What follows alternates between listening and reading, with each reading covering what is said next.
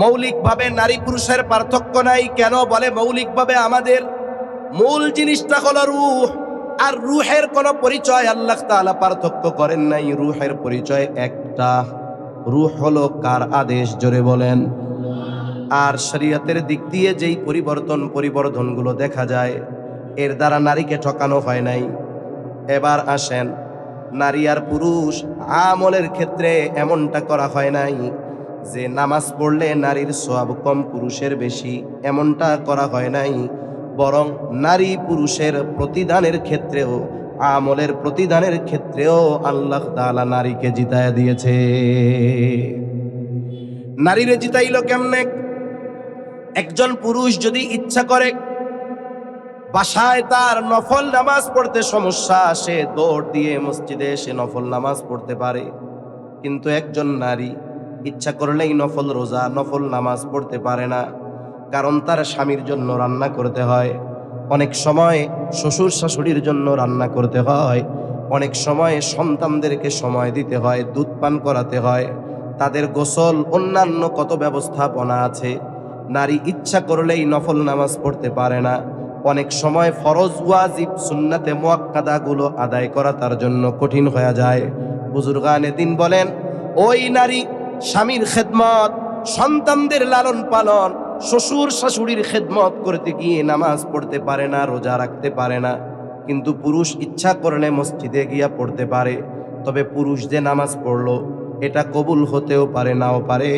কিন্তু নারী যদি সংসারের ওই কাজগুলো আল্লাহর সন্তুষ্টির জন্য করে, বলে তার ওই সংসারের কাজগুলো তার আমল নামায় কবুল ইবাদত বলে গণ্য হয়ে যায়। চুলার মধ্যে লাকড়ি ঠেলবে, এটাও তার সওয়াব বলে গণ্য হবে। সুবহান। হিসাব যদি করা হয়, এই জায়গায় আল্লাহ নারীকে জিতায় দিয়েছে। তাহলে আল্লাহ রাব্বুল আলামিন আয়াতের মধ্যে কি বলেন? আল্লাহ তাআলা বলেন, এই ইবাদতের প্রতিদান দেওয়ার ক্ষেত্রে আল্লাহ তাআলা কোনো ধরনের বাহ্যিক অথবা অভ্যন্তরীণ কোনো তারতম্য করেন নাই। একেবারে সুস্পষ্ট ঘোষণা। আল্লাহ তাআলা বলেন, মান আমিলা সালিহাম মিন যাকারিন আও উনসা, যেই নারী অথবা পুরুষ নেক আমল করে, আমলে সালেহ করে, ওয়া হুয়া মুমিন, আর সে মুমিন। তার মানে কোনো আমলে সালেহ হওয়ার জন্য এক নাম্বার যেটা দরকার, সেটার নাম হলো ঈমান। আর আমলে সালেহ তো ওই আমল, যেই আমলের প্রতিদান দুনিয়ায়ও আছে, আখিরাতেও আছে। আমাদের মূল জিনিসটা হলো রূহ। আল্লাহ সুবহানাহু ওয়া তাআলা সব রূহ আদম আলাইহিস সালামের পৃষ্ঠদেশ তথা পিঠ থেকে আল্লাহ বাহির করেছেন। আল্লাহ সুবহানাহু ওয়া তাআলা রূহের জগতে আমাদেরকে দীর্ঘকাল রেখেছেন। আর রূহ কি, এটা দেখতে কেমন, ধরতে কেমন, আকার আকৃতি কেমন, দুনিয়ার কেউ জানে না এটা। তবে রূহের পরিচয় কোরআনুল কারীমের মধ্যে যেটা পাওয়া যায়, প্রসিদ্ধ ঘটনা আছে। রাসূল আকরাম সাল্লাল্লাহু আলাইহি ওয়াসাল্লামের নবুয়াতির ব্যাপারে নিশ্চিত হওয়ার জন্য কাফেররা দুইজন প্রতিনিধি পাঠায় দিছে মদিনায়, যে মদিনায় আহলে কিতাবরা আছে, ইহুদিরা আছে। কারণ বনি ইসরাইলের মধ্যে ধারাবাহিকতার ক্রমান্বয়ে আল্লাহ নবী পাঠিয়েছেন, কিন্তু কুরাইশ বংশের মধ্যে ইসমাইল আলাইহিস সালামের পরে আর কোনো নবী নাই। এখন নবী কে হতে পারে, নবী কেমন হতে পারে? কাফের মুশরিক যারা মক্কায়, এদের ধারণা ছিল নবী তাদের মতো সাধারণ দেখতে মানুষ এমন হবে না। এই জন্য নবীজির ব্যাপারে তারা সংশয় প্রকাশ করে বলতো, মালি হাদার রাসূল ইয়াকুলুত তাআমা ওয়া ইয়ামশি ফিল আসওয়াক। এটা কেমন রাসূল রে? সে দেখি আমাদের মতো খাবারও খায়, বাজারেও যায়, বিবাহ শাদীও করে, আমরা যা করি তাই করে, এ আবার রাসূল কেমনে হয়? তবে নবীজি সাল্লাল্লাহু আলাইহি ওয়াসাল্লাম তো গোটা হায়াতে একটা মিথ্যা কথাও বলেন নাই। আমার আপনার নবীজির এই সত্যবাদিতার সত্যায়ন আল্লাহ তাআলা দেওয়ার আগে কাফেররাই দিয়েছে।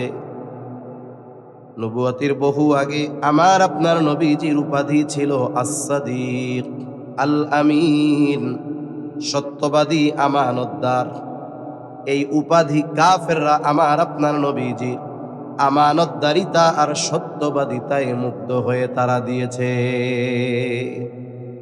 যে সে তো জীবনে কোনোদিন মিথ্যা কথা বলে নাই, আবার রসুলও দাবি করতেছে। রসুল কি এমন হয়?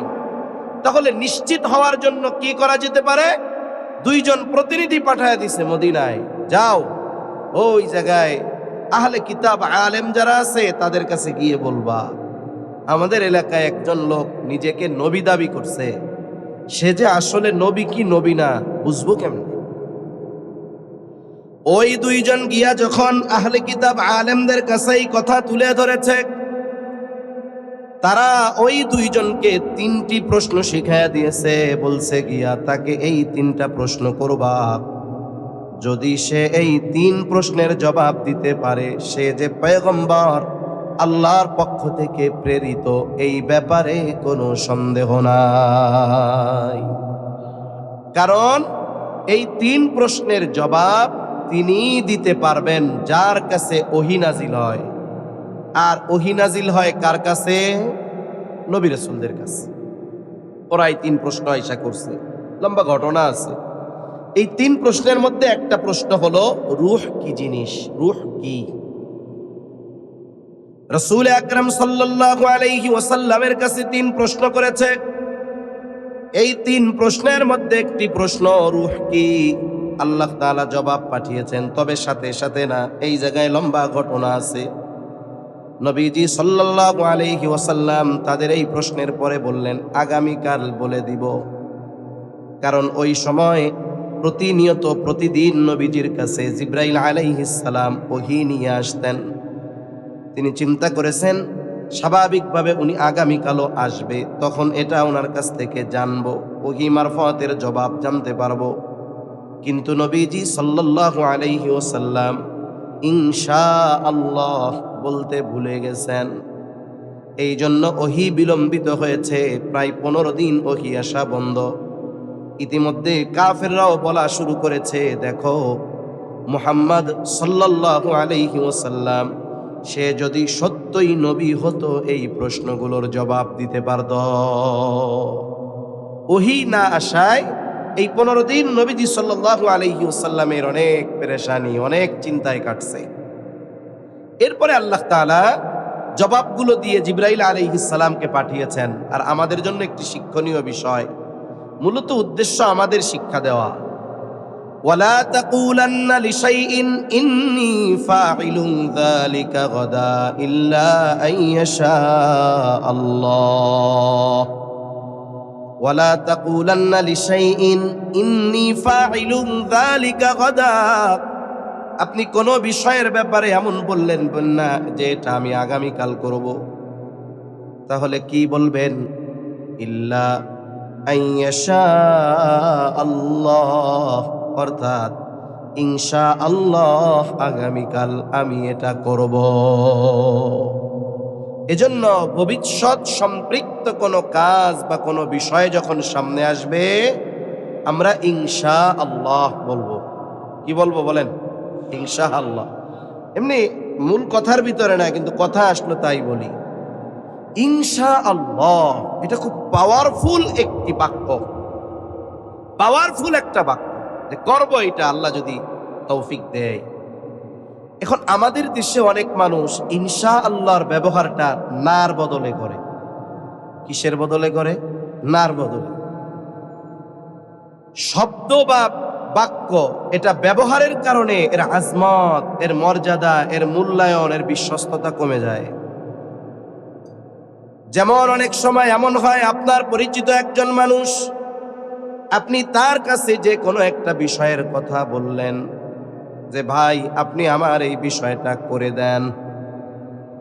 ও চিন্তা করে 2 দিন আগেও দাওয়াত দিয়া কত সুন্দর খানা খাওয়াইছে, এখন যদি সরাসরি না বলি কেমন হয়? না কয় না, মনে মনে নিয়ত কামটা করব না, কিন্তু মুখ দিয়া কয় ইনশাআল্লাহ। আছে না নাই? অনেক সময় আমাদের দাওয়াত ও তাবলীগের সাথী ভাইরা আসে, অনেকরে ধরে কঠিন ধরা, যদি জানতে পারে ওই লোকটা ফ্রি, কোনো কাজ নাই। এবার যখন তাকে তশকিল করে যে কাজ তো নাই, এক চিল্লায় চলেন, লোকটারে এত ওয়াজ কইরা এক চিল্লায় যাইতে কইল, মনে মনে নিয়ত তো যাবে না, কিন্তু মুখের উপরে কেমনে বলবে যাব না। পাশের থেকে আরেকজন শিখায় দেয়, ইনশাল্লাহ না কইলে আর ছাড়বো না। মানে তুই যাস না যাস এটা বাদ দে, কিন্তু ইনশাল্লাহ আগে আগে বাস। এতে কি হইল? এজন্য অনেক সময় কি হয়, আপনি যখন কাউরে বলেন বা আমাদের কাউকে যখন কেউ বলে কিছু, যদি বলি ইনশাআল্লাহ দেখব, একেবারে একনিষ্ঠতার সাথে বলার পরেও ভাই ইনশাআল্লাহ কয়েন না, সত্য করে রাখুন ভাই, ইনশাআল্লাহ কয়েন না, আপনি সত্য করে রাখুন, দিবেন তো, করবেন তো। তার মানে কি হইল? আমি আপনি ইনশাআল্লাহ বলার পরে ওই যে নার বদলে ইনশাআল্লাহর ব্যবহার বেশি হওয়ার কারণে এখন ইনশাআল্লাহ বললে ওর ইয়াকিন হয় না। এটা আমাদের মুসলমানদের পরিভাষা। গুরুত্ব সহকারে, আমার চেষ্টার কমতি থাকবে না, তবে আল্লাহ তৌফিক দিলে আমি করব। আমি চেষ্টা করলাম না, আমার কোনো ফিকির নাই, আমি করব না, আমি এগুলোর ব্যাপারে যদি ইনশাআল্লাহ বলে দেই, এতে কি হইল? এটা এক প্রকারের মিথ্যা কথা হয়ে গেল। আল্লাহ হেফাজত করুক, বলি আমিন। সাথে সাথে ভবিষ্যৎ সম্পৃক্ত বিষয়গুলো যখন আমরা করার ইচ্ছা করব, ইনশাআল্লাহ এই শব্দটা আমরা, বাক্যটা আমরা ব্যবহার করব। দৈনন্দিন জীবনে এই ধরনের শব্দগুলো আমাদের ব্যবহার করা দরকার। রাসূলুল্লাহ সাল্লাল্লাহু আলাইহি ওয়াসাল্লামের কাছে জবাব চলে আসছে, রূহ কি জিনিস? আল্লাহ তাআলা বলেন, ওয়ায়াসআলুনাকা আনির রূহ, তারা আপনাকে প্রশ্ন করে রূহ কি জিনিস, আপনার কাছে জানতে চায় রূহ কি। আল্লাহ বলেন, কুলির রূহু মিন আমরি রব্বি, হাবিব আপনি জবাব দিয়ে দেন, রূহ হলো আমার রবের নির্দেশ। তাহলে নারী হোক পুরুষ হোক, আমাদের মূল কি? রূহ। মূল কি? জোরে বলেন। রূহ।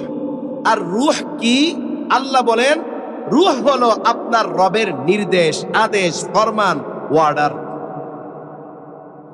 এখন যদি আমরা একটু মাথা ঘামাতে চাই, তাহলে এই রূহটা কেমন দেখতে, কেমন ধরতে, আকার কি, রং কি?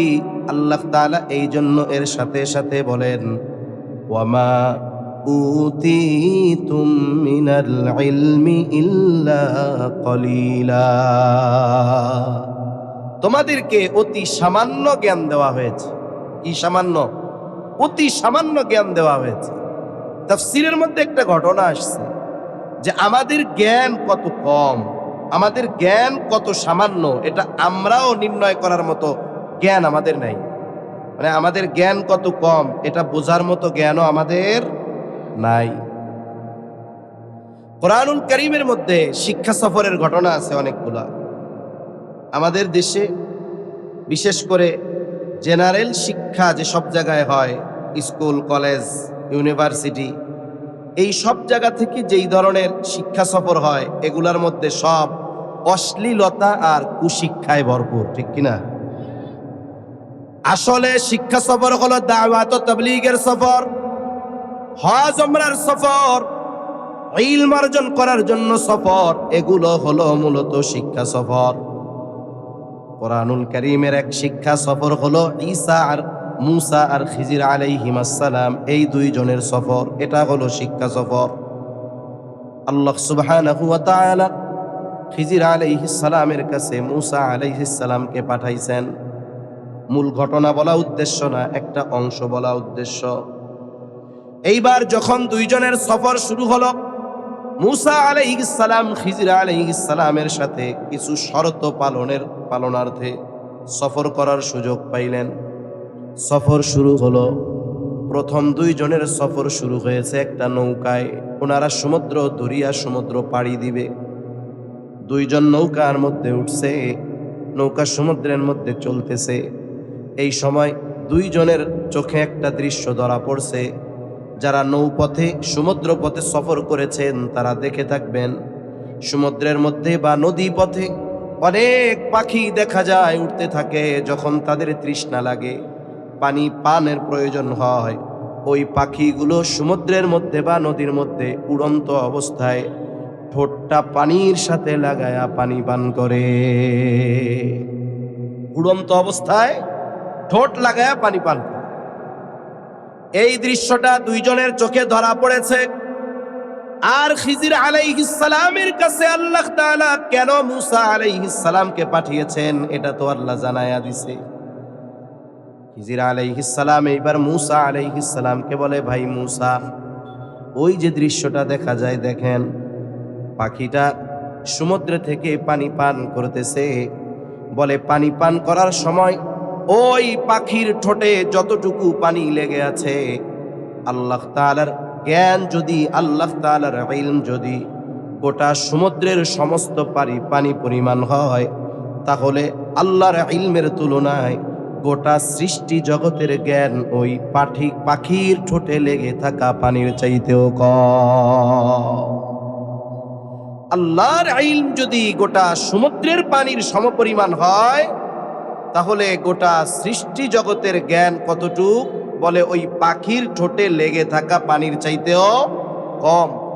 এখন বলেন তো, আমাদের জ্ঞান যে কত কম, এটা বোঝার মতো জ্ঞানও আমাদের নাই। জ্ঞানের 3টা স্তর আছে। প্রথম স্তরে অহংকার আসে। সর্বশেষ স্তর যে অর্জন করে, ও বুঝতে পারে যে আমি আসলে কিছুই জানি না। কিন্তু যখন সে প্রাথমিক স্তরে থাকে, তখন এর অবস্থা হলো কি? খালি কলসি বাজে বেশি। তখন কি হয়? খালি কলসি ভাজে বেশি। তা আমাদের ইলম, আমাদের জ্ঞান কত কম, এটা আমাদেরও বোঝার মতো যোগ্যতা নাই। তাহলে এই যে রূহ কি জিনিস, বলে এটা রবের প্রত্যাদেশ, রবের আদেশ। এখন এই রূহ, এখানে নারী পুরুষ সবার ক্ষেত্রে একই কথা, রূহ হলো রবের আদেশ। এখন নারী আর পুরুষের মধ্যে মৌলিক এই রূহের দিক দিয়ে কোনো পার্থক্য নাই। নারীর রূহ হোক আর পুরুষের রূহ হোক, পরিচয় একটাই, আদেশটা কার? জোরে কন। তবে গঠনগত দিক দিয়ে কিছু পরিবর্তন আছে। যখন মায়ের পেটেও যায়, আল্লাহ তাআলা যতক্ষণ পর্যন্ত আকৃতি না দেয়, ততক্ষণ পর্যন্ত কারো বলার ক্ষমতা নাই মায়ের পেটের ওই শুক্রকীট, রক্তপিণ্ড, মাংসপিণ্ড, এটা ছেলে হবে নাকি মেয়ে হবে, দুনিয়ার কারো বলার মতো ক্ষমতা আছে নাকি? এজন্য আল্লাহ এক জায়গায় বলেন, ওয়ায়ালামু মা ফিল আরহাম, মায়ের রেহেমে, মাতৃগর্ভে ছেলে আছে না মেয়ে আছে জানে কে? আল্লাহ জানে। আল্লাহ তাআলা আকার আকৃতিতে কিছুটা পার্থক্য দিয়েছেন। স্বাভাবিক নারী আর পুরুষের শরীরের গঠনগত যেই পার্থক্য, এটা আমরা সবাই জানি। এবার আসেন শরীয়তের হুকুমগত দিক দিয়ে কোনো পার্থক্য আছে কিনা? বলে কয়েকটা বিষয়ে যদিও পার্থক্য অনুধাবন করা যায়, দেখা যায়, কিন্তু এর দ্বারা এটা বলার সুযোগ নাই যে এই কারণে ইসলাম নারীদেরকে ঠকায়া দিছে, এটা বলার কোনো সুযোগ নাই। যেমন ইবাদতের দিক দিয়ে 1 নাম্বার পার্থক্য, আল্লাহ তাআলা একটা নারী প্রাপ্তবয়স্কা হওয়া থেকে নিয়ে 50-55, কারো ক্ষেত্রে একটু বেশি হতে পারে, এই সময়গুলো সাথে সাথে সন্তান ভূমিষ্ঠ হওয়ার পরে কিছুদিন, এই সময়গুলোতে আল্লাহ সুবহানাহু ওয়া তাআলা নারীর জন্য নামাজকে মওকুফ করে দিয়েছে। প্রতি মাসে যে নারীর অসুস্থতা, এই সময়ের যেই নামাজগুলো, এগুলো নারীর জন্য কাজা করা লাগে না। কিন্তু পুরুষের এমন কোনো অসুস্থতা নাই যেই অসুস্থতায় তার জন্য নামাজ ছাড় আছে। এরকম কোনো অসুস্থতা আছে? যদি কোনো কারণে বাদ যায়, কাজা যায়, পড়তে না পারে, এটা পরবর্তীতে কাজা আদায় করতে হয়। কিন্তু এই অসুস্থতায় নারীর জন্য নামাজ কাজা করা লাগে না, আল্লাহ এটা তারে ছাড় দিছে। আমাদের এই দুনিয়ায় সবচাইতে বেশি যেই বিষয়টা নিয়ে ইসলামের উপরে আঘাত করা হয়, বলা হয় ওয়ারিসি সম্পদ বন্টনের ক্ষেত্রে ইসলাম নারীদেরকে ঠকিয়েছে। এটা যারা বলে, মূলত তারা ইসলাম সম্পর্কে না জানার কারণে বলে। বলার দ্বিতীয় কারণ হলো তারা মুসলিম এবং ইসলামের উপরে বিদ্বেষজনিত কারণে বলে। কিন্তু বাস্তব হিসাব হলো এইটা, যদিও পরিমাণে দেখা যায় কম, কিন্তু আল্লাহ তাআলা হিসাব পেয়েছে। কারণ গোটা হায়াতে নারীর খরচের কোনো খাত নাই। আপনারা এমন একটা খাত আমাকে দেখান যেই জায়গায় ইসলাম নারীকে খরচ করা বাধ্য করেছে, আছে? এক জায়গাও নেই। নারীর পরিচয় কয়েকটা হয়, বলে প্রথম যখন সে ভূমিষ্ঠ হয় সে একজনের কন্যা। কন্যা হিসাবে বাবার বাড়িতে যতদিন সে অবস্থান করবে তার কোনো খরচ নাই, সব খরচ বহন করবে তার বাবা। কতদিন খরচ করতে বাধ্য পিতা? বলে যতদিন পর্যন্ত এই নারীর বিবাহ না হবে। একটা মেয়ে 18 বছর বিয়া হয় নাই, 20 বছর বিয়া হয় নাই, 22 বছর বিয়া হয় নাই, 25 বছর বিয়া হয় নাই, কোনো বাবা এই কথা বলার অধিকার রাখে না, এত বয়স হয়ে গেল তোর বিবাহ হয় না কেন, তুই আমারে উপার্জন করে খাওয়া। বলেন তো বাবার এই কথা বলার অধিকার আছে নাকি? কিন্তু বাবার ঘরে যখন কোনো ছেলে থাকে, বলে ছেলের খরচ চালাতে বাধ্য বাবা কতদিন? বলে ছেলে নাবালক থাকবে যতদিন। একটা ছেলে বালেগ হওয়ার সর্বশেষ সময়সীমা হলো 15 বছর। বালেগ হওয়ার সময়সীমা 15 বছর আরবি হিসাবে। ইংরেজি হিসাবে এটা 14.5 বছরের মতো হয়। তাহলে ছেলের যখন 14.5 বছর বয়স বা মেয়ের যখন 14.5 বছর বয়স, একে আর নাবালক বলার কোনো সুযোগ নাই। এক জায়গায় একটা লেখা দেখছি, কক্সবাজার, এক জায়গায় খুব বড় এক বোর্ডের মধ্যে লেখা 18 বছরের আগে সবাই শিশু। 18 বছরের আগে সবাই কি? শিশু। এটার দ্বারা কি হয়? আমাদের দেশে বড় একটা অংশ অপরাধ সংগঠিত হয় 15 থেকে 18 বছর বয়স এই ধরনের ছেলেদের মাধ্যমে। আপনারা মাঝে মধ্যে কিশোর গ্যাংয়ের নাম শোনেন না? কিশোর গ্যাং বিভিন্ন এলাকায়। এই কিশোর গ্যাং যারা, এদের বয়স সব এরকম 14 থেকে 18-র মধ্যে। এর ফলশ্রুতিতে কি হলো? এই বয়সের কেউ যদি কাউরে মাইরা ফেলে যার বয়স 16, ওই যে শিশু এই নাম দিয়ে তার শাস্তি হালকা বানায় দেওয়া হবে। কেরানীগঞ্জে এক কিশোর গ্রুপ ব্যাংক ডাকাতি করছে 5ই আগস্টের ঘটনার পরে। কত বড় প্ল্যানিং নিয়ে ব্যাংক ডাকাতি করছে, সবগুলোর বয়স 18 বছরের কম। 18 বছরের কম হওয়ার কারণে কি হলো? তাদের শাস্তি লঘু হয়ে গেল, শাস্তি কমে গেল। অথচ এইটুকু চিন্তা করলো না, এরা যদি শিশুই হইতো ব্যাংকের মতো জায়গায় ডাকাতি করার পরিকল্পনা কেমনে করতে পারে? এর দ্বারা কি হয়? সমাজে কিশোরদেরকে অপরাধ করার দিকে আরো ঘোষণা ছাড়া ওদেরকে আগ্রহী করে তোলা হয়। তাহলে একটা ছেলে বালেগ হবে কয় বছর? ইংরেজি হিসাবে 14.5 বছর সর্বোচ্চ। 14.5 বছরের পর বাবা যদি ছেলেকে বলে আমি তোমাকে আর টাকা পয়সা খরচ দিতে পারবো না, তুমি এখন বালেগ হয়ে গেছ, আমারে তুমি উপার্জন করে খাওয়াও, বলেন তো এই কথা বলার অধিকার পিতার আছে না? না, অবশ্যই আছে। কিন্তু মেয়ের ক্ষেত্রে বলার সুযোগ নাই কতদিন? তার বিবাহ না হবে যতদিন। এখন বলেন তো, বাবার তত্ত্বাবধানে আল্লাহ তাআলা মেয়েরে জয়ী বানাইছে না ছেলেরে? মেয়েকে জয়ী বানাইছে আল্লাহ তাআলা। এরপরে মেয়েটার বিবাহ ঠিক হবে। যেই ছেলের সাথে তার বিবাহ হবে, ছেলে যত সুদর্শন হোক, দেখতে যত সুন্দর হোক, যত উচ্চ শিক্ষিত হোক, ছেলেটা যদি বলে আমি গ্রাজুয়েট কমপ্লিট করেছি, আমি উচ্চ শিক্ষিত, দেখতেও সুন্দর, তবে আপনাদের মেয়েকে বিবাহ করতে পারি একটা শর্তে। কি শর্ত? যে মেয়ের সব খরচ আপনারা চালাইবেন মরা পর্যন্ত। বলেন তো, পৃথিবীর সর্বোচ্চ যোগ্যতা সম্পন্ন ছেলে যদি এই রকম প্রস্তাব কোনো বাবার কাছে দেয়, ওরে পিটাইয়া বলবে তোরে বিবাহ করতে কে কইছে, ভাগ এখান থেকে, আমার মেয়েরে খাওয়াইতে পারবা না, তার মৌলিক যেই চাহিদাগুলো এগুলো পূরণ করতে পারবা না, তোমারে বিবাহ করতে কে বলছে?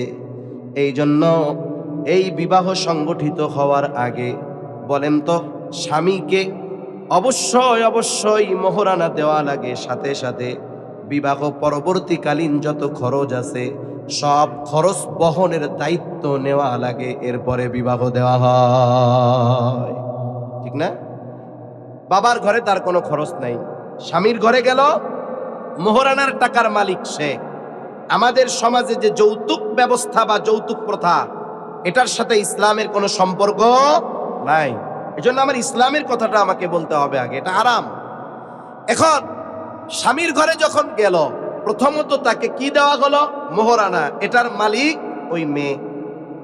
এরপরে স্বামীর ঘরে যাবে, তার খাদ্য, বস্ত্র, চিকিৎসা, বাসস্থান এবং তার শখ শৌখিনতা পূরণ, এগুলোর সব জিম্মাদারি তার স্বামীর। এখানেও তার কোনো খরচ নাই। এরপরে আল্লাহ তাআলা তাকে সন্তান দিয়েছে, তার স্বামী দুনিয়া থেকে মারা গেছে।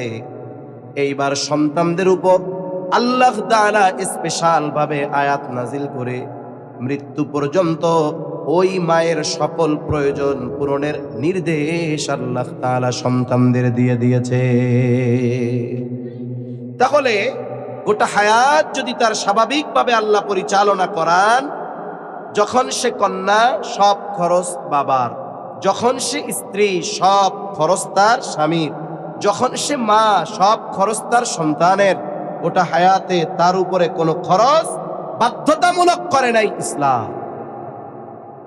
অথচ একজন পুরুষের হিসাব দেখেন, একটা ছেলে যখন লেখাপড়া শেষ করে, তার বয়স 18-19 হয়ে গেছে, সে যদি কোনো মতে তার বাবার কাছে মায়ের কাছে প্রস্তাব পাঠায়, নিজে হোক আর কারো মাধ্যমে, যে বয়স তো হয়ে গেল 18 বছর 20 বছর, যেই জামানা, গুনার থেকে বাঁচতে চাই, একটু বিবাহ শাদী করায়া দেন, এই প্রস্তাব নিয়ে ওই মা বাবার কাছে যে যাবে, বেক্সিকাইটা কবে পড়াশোনা করাইলাম এত কষ্ট করে, আগে 5 বছর চাকরি করে খাওয়ায়নি। ঠিক কিনা? মনে করেন ব্যবসা ধরাইছে, ব্যবসা দোকান দিয়েছে, এখন কয় আমার তাইলে বিয়া দিয়া দেন। 20 বছর খাওয়াইলাম, 5 বছর আমাকে না খাওয়াই এই বউরে খাওয়ানোর ইচ্ছা। তার মানে কি হইল? বিবাহ করার আগেই বাবার ঘরে থাকতেই বাবা বা পরিবারের খরচ তার দেওয়া লাগতেছে।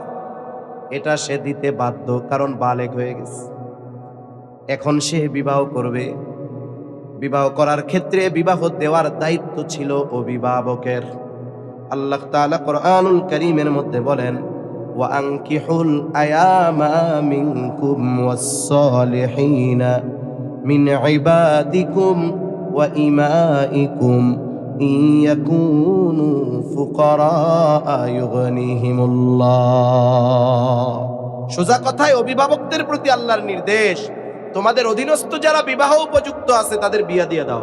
তাহলে ছেলে যদি বিবাহ উপযুক্ত হয়, তাহলে বিবাহ দেওয়ার দায়িত্ব বাবার। মেয়ে যদি বিবাহ উপযুক্ত হয়, বিবাহ দেওয়ার দায়িত্ব বাবার। তবে মেয়ের বিবাহের ব্যাপারে বাবা যেভাবে দায়িত্ব পালন করে, ছেলের বেলায় করে না। এটাই বাস্তব। অনেক বাপ আছে, মেয়ে যেই জন্ম নিছে, সুন্দর মতো ফাঁকা জায়গায় 10টা মেহগুনি গাছ লাগাইছে, ফাঁকা জায়গায় বাতাস পাইলে সুন্দরভাবে লম্বা হয়ে উঠবে। হিসাব, মেয়েটা 16, 17, 18 বছর হইতে হইতে এই 10টা গাছ যদি হয়, এক একটার দাম হবে 1 লক্ষ টাকার বেশি এই বাজারে, যদি ভালো গাছ হয়। এখন মেয়ের বিবাহের সময় মেয়েরে বলে, আম্মা তুমি চিন্তা করো না, তুমি যখন দুনিয়ায় জন্ম নিছো, তোমার কথা চিন্তা করে 10টা গাছ লাগাইছিলাম, এই 10 গাছ এখন 20 লাখ টাকা দাম, কোনো অসুবিধা নাই, বিবাহ শাদী তো হবেই, আরো তোমারে ফার্নিচার দিয়া তোমার শ্বশুর বাড়িতে পাঠামু। কেন? মাইয়ার বিয়ার চিন্তা ছিল, আল্লাহর আদেশ, পোলারেও তো বিবাহ দিতে হবে, পোলার জন্য 10টা লাগাইতে পারেন নাই? পোলা যখন বিবাহ উপযুক্ত হয়েছে, এই 10টা গাছ দেখায় দিয়া বলতেন, বাবা তুমি বিবাহ উপযুক্ত হয়েছ, তোমার বিবাহ উপযুক্ত হওয়ার পরে বিবাহ দেওয়ার দায়িত্ব আমার। এখন তুমি উপার্জন করো না, এই যে 10টা গাছ, 10 লাখ টাকা ব্যবসা করো, 20 লাখ টাকা ব্যবসা করো, আর কিছু দিয়ে তুমি বিবাহ করো, নিজের খরচ তুমি ব্যয় করো, আমাদের জন্য উপার্জন করো। এই রকম দুনিয়ায় বলনেওয়ালা বাবা মা বা অভিভাবক এরকম সংখ্যা অনেক কম। তাহলে বাবার ঘরে বিবাহের আগেই ছেলের খরচ শুরু হয়ে গেছে। এরপরে যখন বিবাহ করবে, প্রথমত দেনমোহর দেওয়া লাগবে, এক খরচ। এরপরে যখন বিবাহ করে আনবে, স্ত্রীর খরচ, সুস্থতার খরচ, তার চাহিদা পূরণের খরচ, সন্তান হবে, সময়ের সাথে সাথে তার খরচ বাড়ে কি বাড়ে না, জোরে বলেন। এক কথায় ছেলে মানুষ যারা, পুরুষ যারা, এদের জীবনে খরচের খাতের অভাব নাই। আর শরীয়ত নারীর জন্য একটা জায়গায়ও খরচ করা বাধ্যতামূলক করে না। তাহলে অবস্থাটা কি? ছেলের খরচের শেষ নাই, মেয়ের কোনো খরচ নাই। এখন আল্লাহ তাআলা পিতার সম্পদ বন্টনের রীতি কি করলেন? আল্লাহ তাআলা বলেন, ইউসিকুমুল্লাহু ফি আওলাদিকুম লিযযাকারি মিসলু হাযযিল উনসায়াইন। এই বিধানটার ব্যাপারে ইসলাম বিদ্বেষীদের সবচাইতে বড় অ্যালার্জি আর চুলকানি। আল্লাহ তাআলা বলেন, ইউসিকুমুল্লাহ, আল্লাহ তাআলা তোমাদেরকে ওসিয়ত করতেছেন। এর মানে আল্লাহ তাআলার চূড়ান্ত নির্দেশ এইটা, ফি আওলাদিকুম, তোমাদের সন্তানদের ব্যাপারে, লিযযাকারি মিসলু হাযযিল উনসায়াইন, ছেলে সন্তান পাবে দুইজন কন্যা সন্তানের সমপরিমাণ। যদিও দেখা যায় ছেলে দ্বিগুণ, মেয়ে তার অর্ধেক, কিন্তু মেয়ে যতটুকু পাওনা, বলেন তো তার একটা টাকাও খরচ আছে নাকি? আসলে লাভবান কে? একজন বেতন পায় 50,000 টাকা। কত টাকা? 50,000। আর একজন পায় 15,000। কিন্তু যিনি 50,000 পান, তার পরিবারের সদস্য বেশি, খরচ বেশি। এমনও হয় মাস শেষে 50,000 শেষ হয়ে আরো মাঝে মধ্যে কর্জ করা লাগে। কিন্তু আর এক আল্লাহর বান্দা 15,000 বেতন পান ঠিক, কিন্তু তার খরচ হয় 10,000। বলেন তো মাস শেষে থাকে কত? তাহলে 50,000 ওয়ালা মাস শেষে 5 টাকাও বাঁচাইতে পারে না। 15,000 টাকাওয়ালা মাস শেষে 5,000 বাঁচে। যদিও উনি বেশি পায়, ইনি কম পায়, কিন্তু খরচের দিক যদি নজর দেওয়া হয়, বলেন তো লাভবান 50 ওয়ালা নাকি 15 ওয়ালা? দিছে তো দ্বিগুণ, খরচের তো শেষ নাই। দিছে তো অর্ধেক, কোনো তো খরচ নাই। এজন্য যারা বলে যে ইসলাম নারীদেরকে উত্তরাধিকার সম্পদ বন্টনের ক্ষেত্রে ঠকিয়েছে, এটা তারা ভুল বলে, ইসলামের প্রতি বিদ্বেষের কারণে বলে। ঠিক কিনা বলে? যদি কথার কথা ধরে নেই, যদি সমান সমান দেওয়া হয়, তখন পুরুষও যদি বলে খরচ সমান সমান, এক্ষেত্রে নারী ঠকবে, জিততে পারবে না। সেজন্য আল্লাহ তাআলা নারীদেরকে কখনো ঠকান নাই। এটা পরিমাণে কম দেখা গেলেও বরং এই ক্ষেত্রেও নারীদেরকে আল্লাহ জিতায় দিচ্ছে। তাহলে আমার মূল কথার দিকে যাই। মৌলিকভাবে নারী পুরুষের পার্থক্য নাই। কেন বলে মৌলিকভাবে? আমাদের মূল জিনিসটা হলো রূহ, আর রূহের কোনো পরিচয় আল্লাহ তাআলা পার্থক্য করেন নাই। রূহের পরিচয় একটা। রূহ হলো কার আদেশ? জোরে বলেন। আর শরীয়তের দিক দিয়ে যেই পরিবর্তনগুলো দেখা যায়, এর দ্বারা নারীকে ঠকানো হয় নাই। এবার আসেন, নারী আর পুরুষ আমলের ক্ষেত্রে এমনটা করা হয় নাই যে নামাজ পড়লে নারীর সওয়াব কম, পুরুষের বেশি, এমনটা করা হয় নাই। বরং নারী পুরুষের প্রতিদানের ক্ষেত্রেও, আমলের প্রতিদানের ক্ষেত্রেও আল্লাহ তাআলা নারীকে জিতায়া দিয়েছে। নারীরে জিতাইলো কেমনে? একজন পুরুষ যদি ইচ্ছা করে বাসায় তার নফল নামাজ পড়তে সমস্যা, সে দৌড় দিয়ে মসজিদে এসে নফল নামাজ পড়তে পারে। কিন্তু একজন নারী ইচ্ছা করলেই নফল রোজা, নফল নামাজ পড়তে পারে না। কারণ তার স্বামীর জন্য রান্না করতে হয়, অনেক সময় শ্বশুর শাশুড়ির জন্য রান্না করতে হয়, অনেক সময় সন্তানদেরকে সময় দিতে হয়, দুধ পান করাতে হয়, তাদের গোসল, অন্যান্য কত ব্যবস্থাপনা আছে। নারী ইচ্ছা করলেই নফল নামাজ পড়তে পারে না। অনেক সময় ফরজ, ওয়াজিব, সুন্নাতে মুআক্কাদাগুলো আদায় করা তার জন্য কঠিন হয়ে যায়। বুজুর্গানে দিন বলেন, ওই নারী স্বামীর খেদমত, সন্তানদের লালন পালন, শ্বশুর শাশুড়ির খেদমত করতে গিয়ে নামাজ পড়তে পারে না, রোজা রাখতে পারে না। কিন্তু পুরুষ ইচ্ছা করলে মসজিদে গিয়া পড়তে পারে। তবে পুরুষ যে নামাজ পড়লো, এটা কবুল হতেও পারে, নাও পারে। কিন্তু নারী যদি সংসারের ওই কাজগুলো আল্লাহর সন্তুষ্টির জন্য করে, বলে তার ওই সংসারের কাজগুলো তার আমল নামায় কবুল ইবাদত বলে গণ্য হয়ে যায়। চুলার মধ্যে লাকড়ি ঠেলবে, এটাও তার সওয়াব বলে গণ্য হবে। সুবহান। হিসাব যদি করা হয়, এই জায়গায় আল্লাহ নারীকে জিতায় দিয়েছে। তাহলে আল্লাহ রাব্বুল আলামিন আয়াতের মধ্যে কি বলেন? আল্লাহ তাআলা বলেন, এই ইবাদতের প্রতিদান দেওয়ার ক্ষেত্রে আল্লাহ তাআলা কোনো ধরনের বাহ্যিক অথবা অভ্যন্তরীণ কোনো তারতম্য করেন নাই, একেবারে সুস্পষ্ট ঘোষণা। আল্লাহ তাআলা বলেন, মান আমিলা সালিহাম মিন যাকারিন আও উনসা, যেই নারী অথবা পুরুষ নেকা আমল করে, আমলে সালেহ করে, ওয়া হুয়া মুমিন, আর সে মুমিন। তার মানে কোনো আমলে সালেহ হওয়ার জন্য এক নাম্বার যেটা দরকার সেটার নাম হলো ঈমান। আর আমলে সালেহ তো ওই আমল যেই আমলের প্রতিদান দুনিয়ায়ও আছে, আখিরাতেও আছে। তাহলে আল্লাহ তাআলার ঘোষণা, ঈমানদার নারী অথবা পুরুষ যদি নেক আমল করে, দুই ধরনের পুরস্কার। এক নাম্বার, তার তো ঈমান থাকতে হবে। দুই নাম্বার, তার আমলটা হতে হবে আমলে সালেহ। এখন আমলে সালেহ হওয়ার জন্য কি দরকার? আল্লাহ তাআলা সবচাইতে গুরুত্বপূর্ণ শর্তের কথা বলেন, ওয়া হুয়া মুমিন, আর সে মুমিন।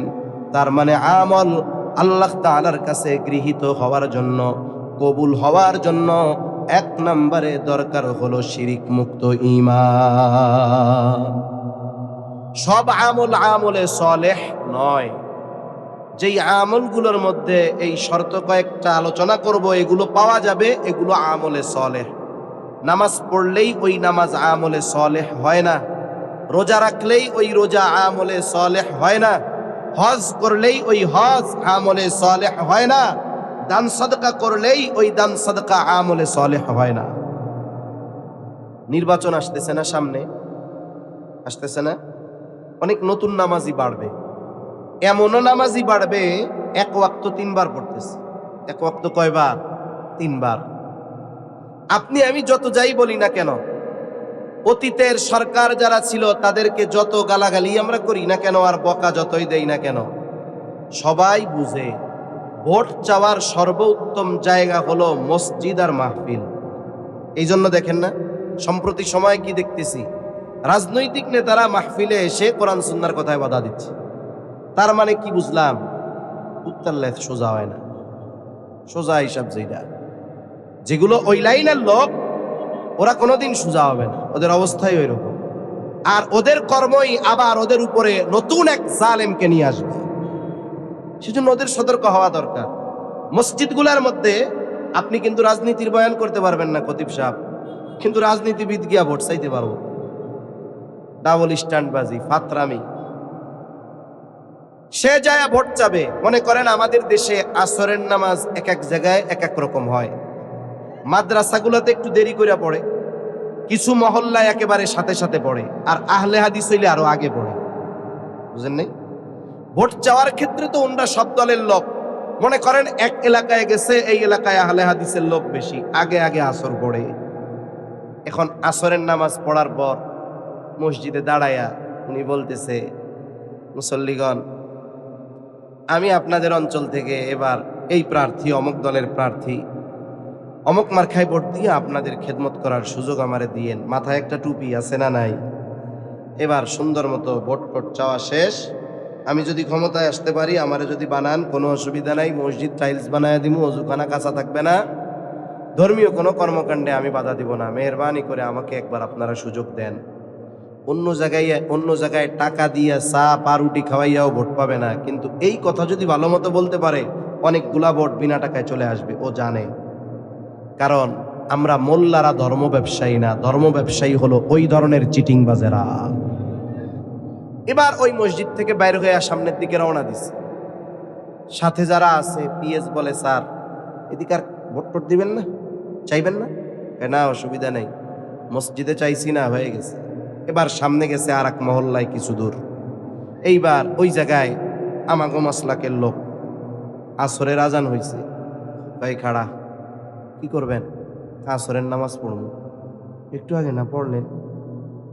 ও হয়তো মনে মনে ভাববে, স্যার মনে হয় বিগত জীবনের সবগুলো কাজা আদায় করা শুরু করছে, এইবার এই মসজিদে ঢুকছে, ঢুইকা নামাজ পড়া ওই আগের সেই বয়ান দিয়া সুন্দর মতো সামনে রওনা হয়েছে। অনেক জায়গায় এখনো আছে, কিছু জায়গায় 4টায় আসরের নামাজ, কিছু জায়গায় 4:15। গাড়ি টান দিছে 5 মিনিটে 5 কিলো পরে আর এক মসজিদ, দেখে যে মুসল্লি নামাজে ঢুকতেছে, ওই খাড়া আবার ঢুকছে মসজিদের মধ্যে। কিরে বাবা, জীবনে জুম্মার নামাজ পড়ে না, আজকে আসরের রক্তেই হ্যাট্রিক, আবার ঢুকছে মসজিদের মধ্যে। এখন ঢুইকা ভোট টোট চাইয়া এবার কই চল আজকে বাড়ি জায়গা, আজকে গিয়ে আরাম করে ঘুমাবো, সন্ধ্যায় ঘুম দিবো আর কাল সকালে উঠবো। কেন ভোট টোট চাইবেন না? কই শোন, মসজিদ বাদ দিয়া সারাদিন সারা রাত ঘুইরা যেই কয়টা ভোট না পাইতাম, 3 মসজিদে ভোট চাইয়া তার 3 গুণ বেশি ভোট পামু। এখন বলেন তো, আসরের নামাজ তো 3 বার পড়লো, এটা তো আমল, এই আমল রেখে আমলে সলেহ বলবেন? হ্যাঁ, তাহলে নামাজ পড়লেই কি আমলে সলেহ হয়? এক এলাকায় 2 জনই হজ করে আসছে, একজনের কয় আলহাজ অমক মিয়া, আর একজনের কয় হাজি তমক মিয়া। আলহাজ শুনতে একটু মডেল মডেল লাগে। এইবার ইমাম সাহেবের কাছে আসছে, ইমাম সাহেব, আমিও আল্লাহর ঘরে গেছি, ও গেছে, ওরে আলহাজ কয় আর আমারে হাজি হাজি কয়। কেন কয় হাজি আর আলহাজ, এই দুইটার মধ্যে পার্থক্য কি? ইমাম সাহেবও বুঝে না, চিন্তা করছে একটা বুঝ তো দেওয়ার দরকার। প্রশ্নকারী হলো অন্ধের মতো, ওরে কয় যে উনি তো 3 বার হজ করছে, এই জন্য উনি আলহাজ, আপনি একবার করছেন এবার হাজি, আপনি এই জন্য হাজি। কয় হুজুর, আমি ওয়াদা করলাম আল্লাহর কসম, আল্লাহ যদি আমারে বাঁচায় রাখে, আমাকে আগামী 2 বার হজ করে আমি আলহাজ হইয়াই ছাড়বো। এখন বলেন তো, আলহাজ হওয়ার জন্য ও যদি 100 বছর হায়াত পায়, পরপর 100 বছর হজ করে, ওই হজ আমল হবে কিন্তু আমলে সলেহ হবে না। এইরকম আমাদের অনেক আমল আছে যেগুলো কিয়ামতের দিন আল্লাহর সামনে পেশ করা হবে। আল্লাহ তাআলা বলেন, ওয়াকাদিমনা ইলা মা আমিলু মিন আমালিন ফাজআলনাহু হাবাআম মানসুরা।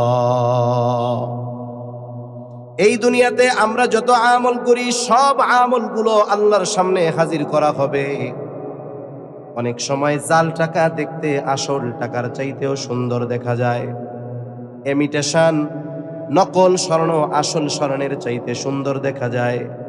যতই সুন্দর দেখা যাক, ওই ব্যাংকে যখন টাকা গোনার মেশিনের মধ্যে দেওয়া হয়, বলেন তো সাথে সাথে ওই জাল টাকাগুলো ধরা পড়ে কি পড়ে না?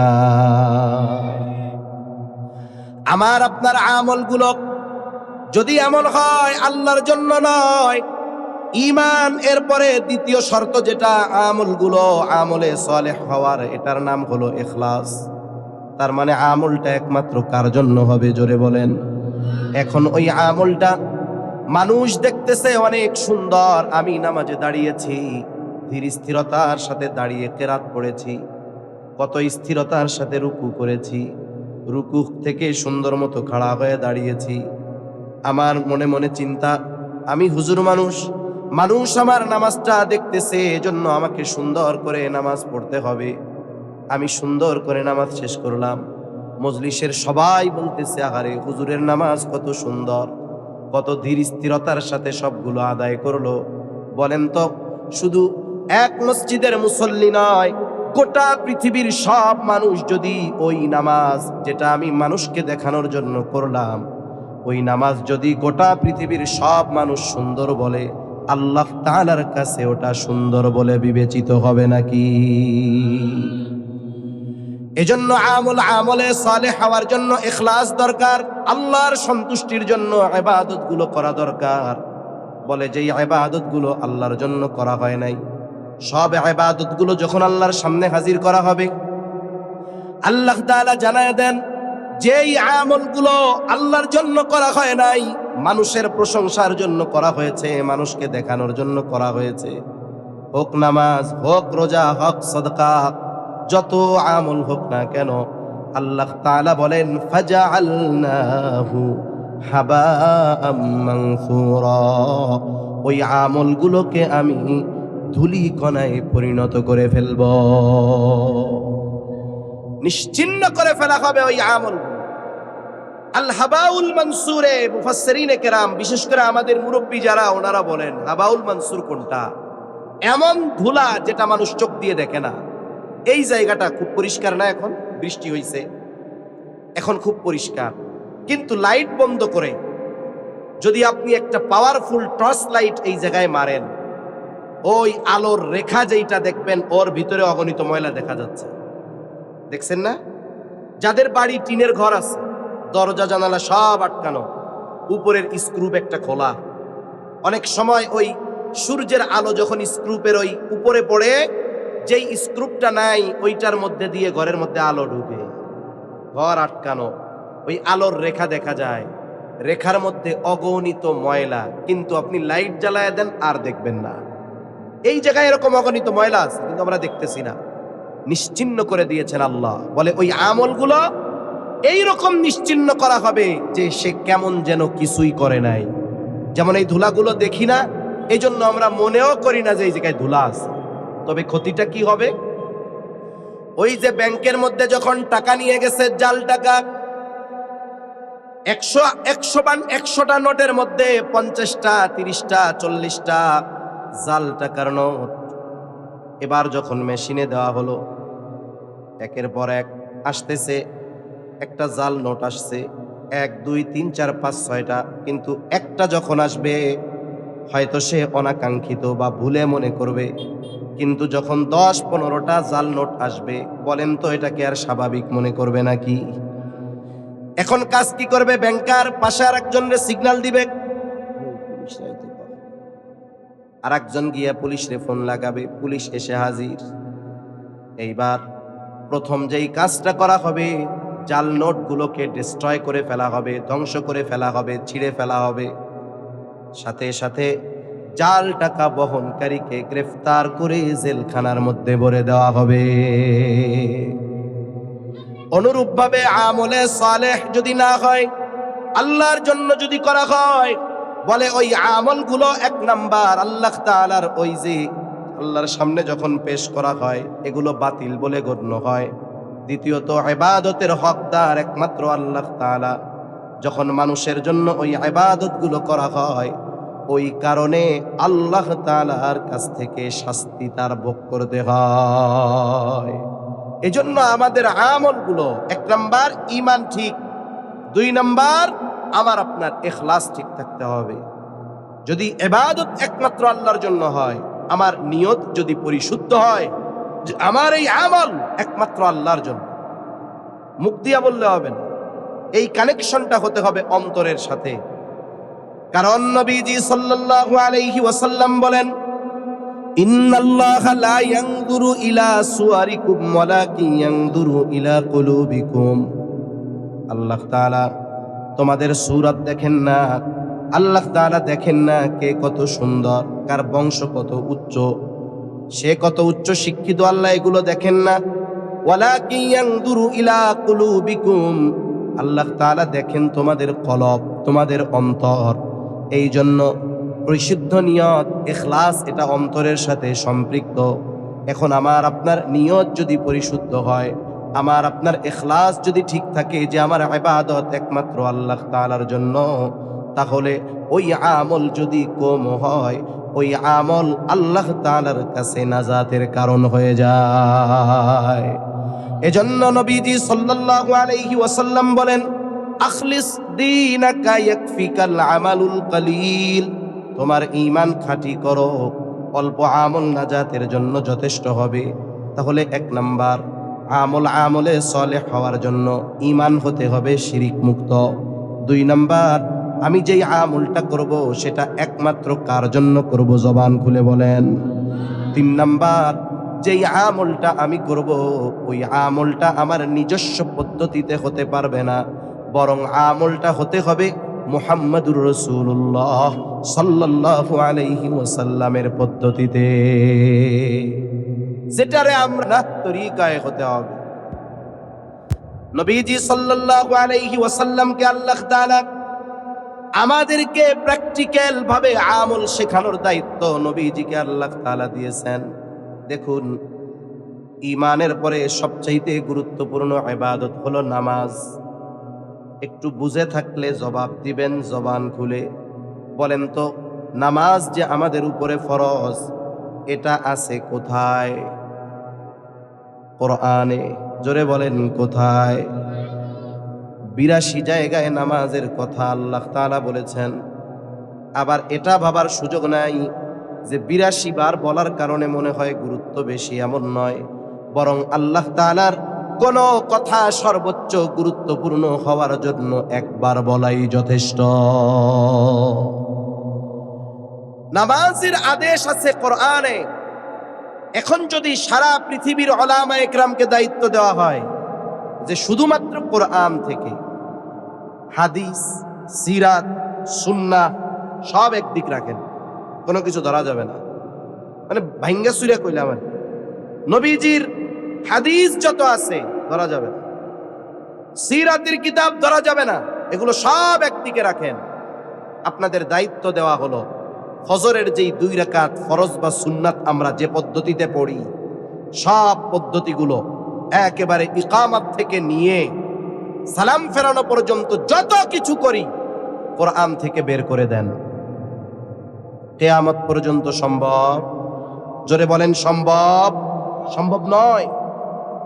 এজন্য একজন মোটা জ্ঞানের অধিকারীও এটা বুঝবে। আমাদের সমাজে শিক্ষিতদের মধ্য থেকে নব্য এক ফিতনার আবির্ভাব ঘটতেছে, যার নাম হলো আহলে কোরআন। নাম কি বলেন? যেমন কিছু ভাই আছে আহলে হাদিস নাম দিয়ে তারা মুনকিরিনে হাদিসের অন্তর্ভুক্ত হয়ে গেছে। এরাও মূলত এরকম আহলে কোরআন নাম দিয়ে মূলত কোরআন অস্বীকারী হচ্ছে। যে ব্যক্তি নবীর হাদিসকে অস্বীকার করে সে নবীকে অস্বীকার করে। নবীকে যদি অস্বীকার করে আমরা বলবো কোরআন তুই পাইলি কোথায়, এটা কও। তার মানে সে ছলে বলে কলে কৌশলে কোরআন অস্বীকারী, সে আহলে কোরআন নয়। তাহলে কোরআনে নামাজের আদেশ আছে, তবে নামাজের পদ্ধতি আল্লাহ তাআলা কোরআনে বলেন নাই। নামাজের আদেশ করেছেন আল্লাহ, আর আমাদেরকে নামাজের পদ্ধতি শিখিয়েছেন মুহাম্মাদুর রাসূলুল্লাহ সাল্লাল্লাহু আলাইহি ওয়াসাল্লাম।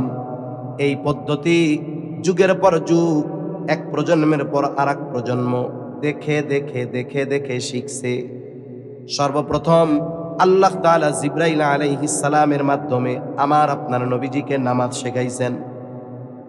এরপরে নবীজি সাহাবায়ে কেরামকে শিখাইছেন। নবীজি সাল্লাল্লাহু আলাইহি ওয়াসাল্লাম বলেন, সাল্লু কামা রাআইতুমুনি উসাল্লি। নামাজের আদেশ তো করেছেন আল্লাহ, এখন নামাজ কেমনে পড়বা? নবীজি বলেন, আমাকে যেভাবে নামাজ পড়তে দেখো তোমরা সেইভাবে নামাজ পড়ো। সাহাবায়ে কেরাম নবীর থেকে শিখছেন।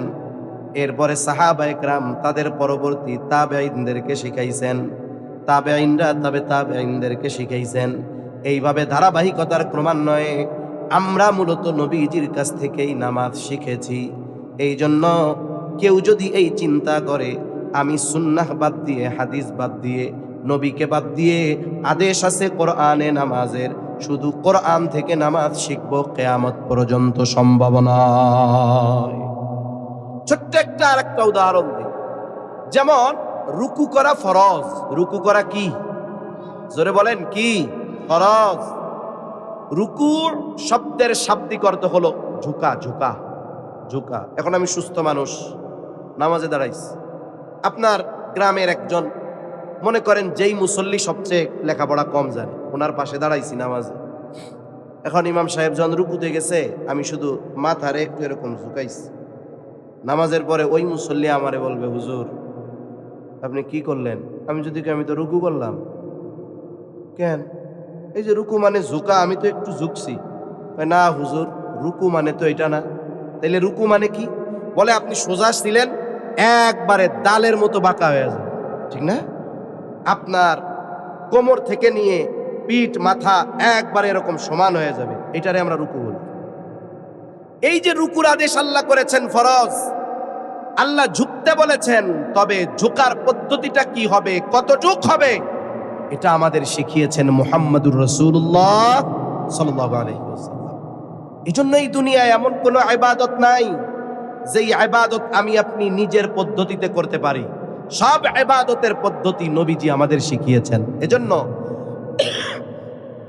নবীর তরিকা বা সুন্নাহ ছাড়া কোনো ইবাদত আল্লাহর কাছে কবুল হবে না। তাহলে 1 নাম্বার ঈমান লাগবে, 2 নাম্বার ইখলাস লাগবে, 3 নাম্বার সুন্নাত লাগবে, 4 নাম্বার যেই ইবাদত করব ওই ইবাদতের ব্যাপারে আমাদের ইলম অর্জন করতে হবে। মৌলিক কথা হলো যে ইবাদত ফরজ, ওই ব্যাপারে ইলম অর্জন করাও ফরজ। যেমন নামাজ ফরজ, নামাজ সংক্রান্ত সকল মাসলা মাসাইল শেখা আমাদের জন্য ফরজ। নবীজি সাল্লাল্লাহু আলাইহি ওয়াসাল্লাম বলেন, তলাবুল ইলমি ফরিদাতুন আলা কুল্লি মুসলিম। দ্বীন ইলম শিক্ষা করা প্রত্যেক মুসলমান নরনারীর উপরে ফরজ। কতটুকু শিখবে? কেউ কেউ বলেন শরীয়তের উপরে চলার জন্য যতটুকু ইলম দরকার ততটুকু শেখা ফরজ।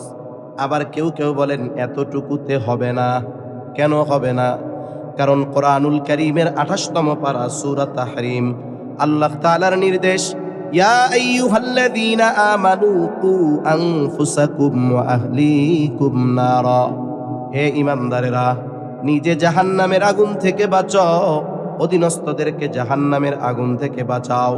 তাইলে নিজে বাঁচার জন্য যদি আমাকে আপনাকে ইলম অর্জন করতে হয়, আমল করতে হয়, দ্বীনের উপরে চলতে হয়, আমার আপনার অধীনস্থদেরকে দ্বীনের উপরে চালানোর জন্য ইলম দরকার আছে না নাই?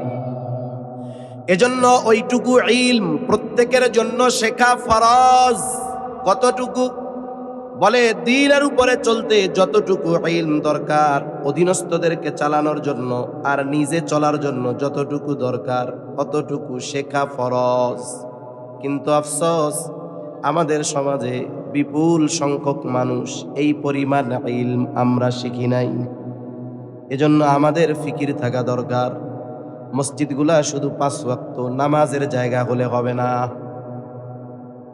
আমরা শুধু মনে করি মসজিদ 5 ওয়াক্ত নামাজ পড়মু আর বাইরমু, এটা হইল কাম। কিন্তু মসজিদ তো আমার জীবন গড়ার জায়গা হওয়া দরকার ছিল। ফলাফল কত খারাপ এই দুনিয়ার জানেন? এক এলাকার কথা বলি, গত শুক্রবারে গেছি সেই জায়গায়।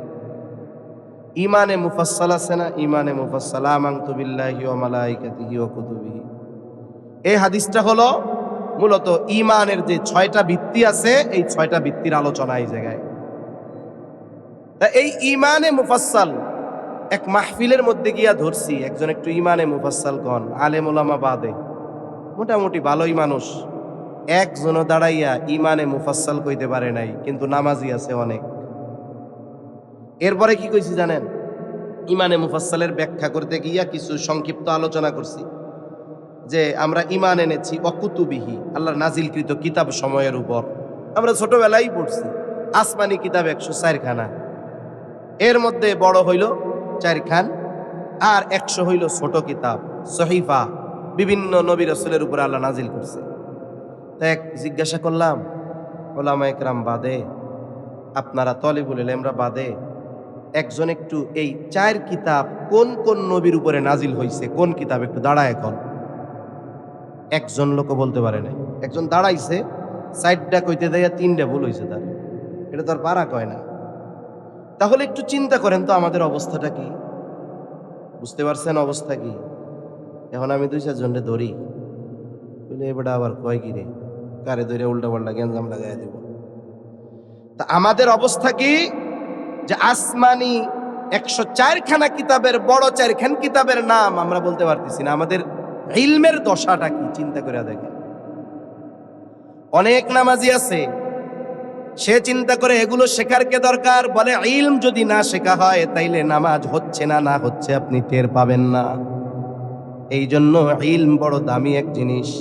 আমাদের বর্তমান দুনিয়ার অন্যতম একজন মুহাক্কিক আলেমে দ্বীন, আমাদের জাতীয় মসজিদ বাইতুল মুকাররমের সম্মানিত সুযোগ্য খতিব মাওলানা আব্দুল মালিক সাহেব, বারাকাল্লাহু ফি হায়াতি, সকলে বলি আমিন। হযরত বিবাড়িয়ায় এক প্রোগ্রামে ওলামা একরামের মজলিসে গিয়া বলছেন, আমারে জিজ্ঞাসা করেছে, তখন উনি খেড়িঘর মাদ্রাসায় পড়ে চাঁদপুর, ঈমান বড় না ইলম বড়? উনি জবাব দিছে ইলম বড়। কোন হিসাবে? বলে ঈমান যদি শুদ্ধভাবে আনতে হয়, ঈমানের উপরে যদি থাকতে হয়, ইলম ছাড়া সম্ভব নয়। আমি ঘোষণা দিলাম ঈমান আনলাম, কিন্তু আমার কাছে ওই ইলম নাই যে কোন কারণে ঈমান ভেঙে যায়। তাইলে আমার ঈমান যদি আমার কোনো কাজের কারণে ভেঙে যায়, আমি টেরই পাবো না। ঈমান যদি ভেঙে যায়, তাইলে আমার যত আমল কোনো কাজে আসবে না। এজন্য আমাদের মানুষেরা ইলমকে ছোট কিছু মনে করে, দূর এই মোল্লা মৌলবী ওমু এগুলো শিক্ষা। অথচ এই ইলম কত দামি সম্পদ। নামাজে দাঁড়াইছে মুসল্লি, নামাজের বাহিরে ভেতরে 13 ফরজ, তাই না? এই ফরজগুলা থেকে যদি একটা ছুটে যায়, বলেন তো নামাজ হবে নাকি?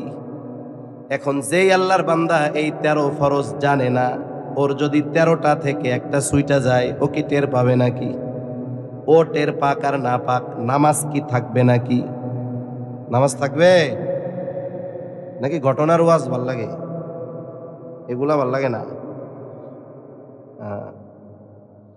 তাহলে নামাজি নামাজ পড়তেছে, নামাজের বাহিরে ভিতরে 13 ফরজ জানে না।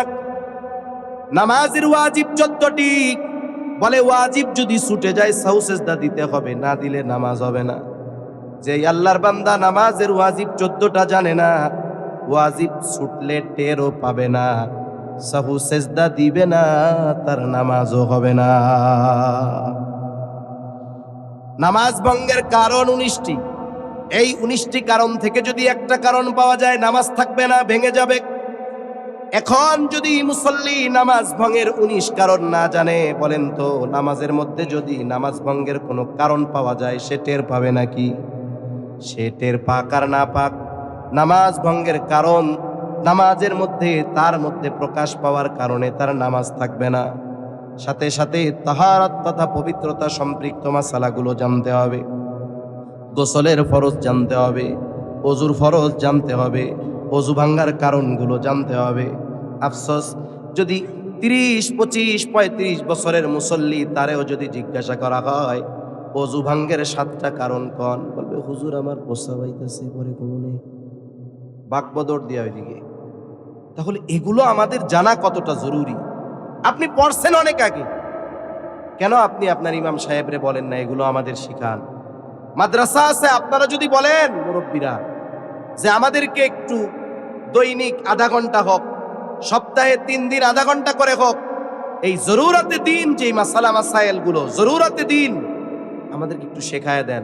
আপনাদের মাদ্রাসার মুহতামিম, মসজিদের ইমাম সাহেব বলবে আমরা খুব ব্যস্ত, আপনাদের এগুলো শেখাতে পারবো না, বলবে?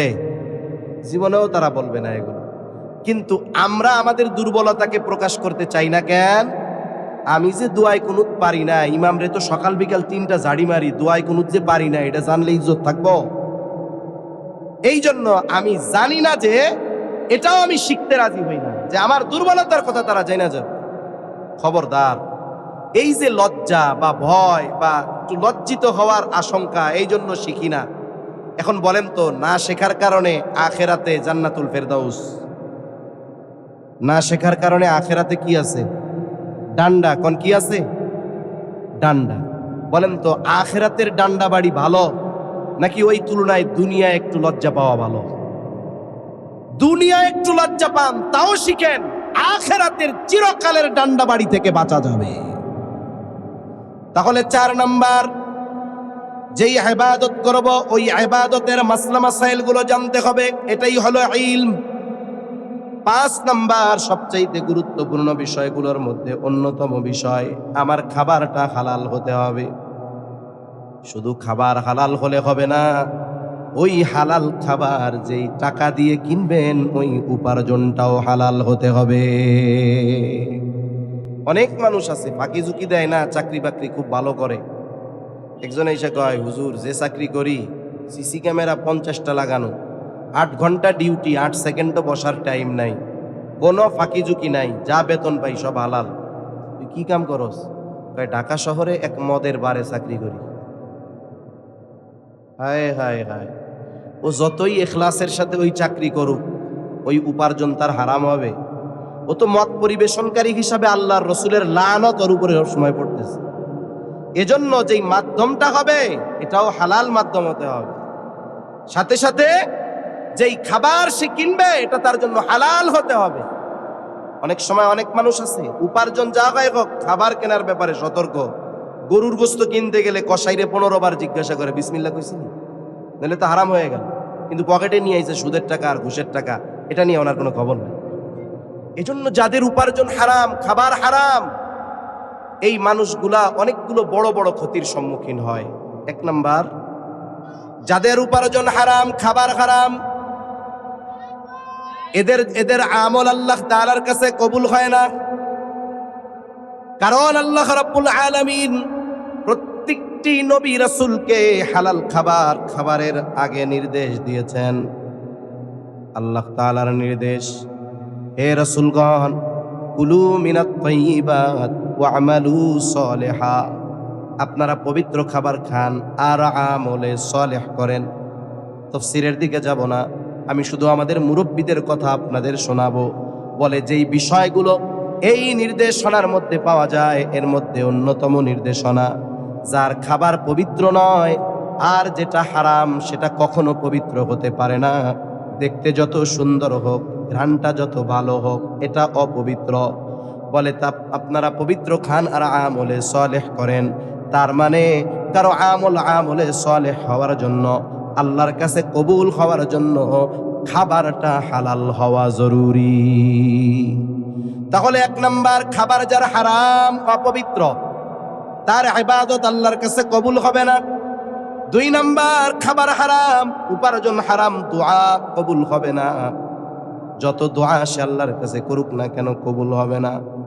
3 নাম্বার, নবীজি সাল্লাল্লাহু আলাইহি ওয়াসাল্লাম বলেন, লা ইয়াদখুলুল জান্নাতা জাসাদুন গুযিয়া বিল হারাম, হারাম বক্ষণকারীর শরীর জান্নাতে প্রবেশ করবে না। ইবাদত কবুল হবে না, দোয়া কবুল হবে না, জান্নাতে যাইতে পারবে না। এখন বলেন তো, শুধুমাত্র যদি হারামের জন্য এগুলো থেকে বঞ্চিত হতে হয়, এর চাইতে কষ্টের আর কিছু হইতে পারে? এজন্য দুনিয়ায় নুন ভাত, পান্তা ভাত যাই খাই, হালাল খাবো।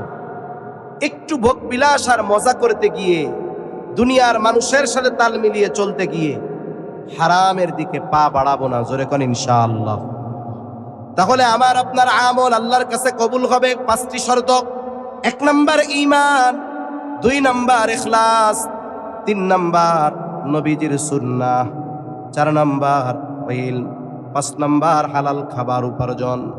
নারী পুরুষ যদি এই শর্তগুলো ঠিক রেখে আমল করে, ওই আমল কবুল করবেন কে? জোরে বলেন। এখন ওই ধরনের আমলের কয় ধরনের পুরস্কার? জোরে কন। 2 ধরনের। প্রথম ধরনের পুরস্কার দুনিয়ায় আল্লাহ কি দিবে?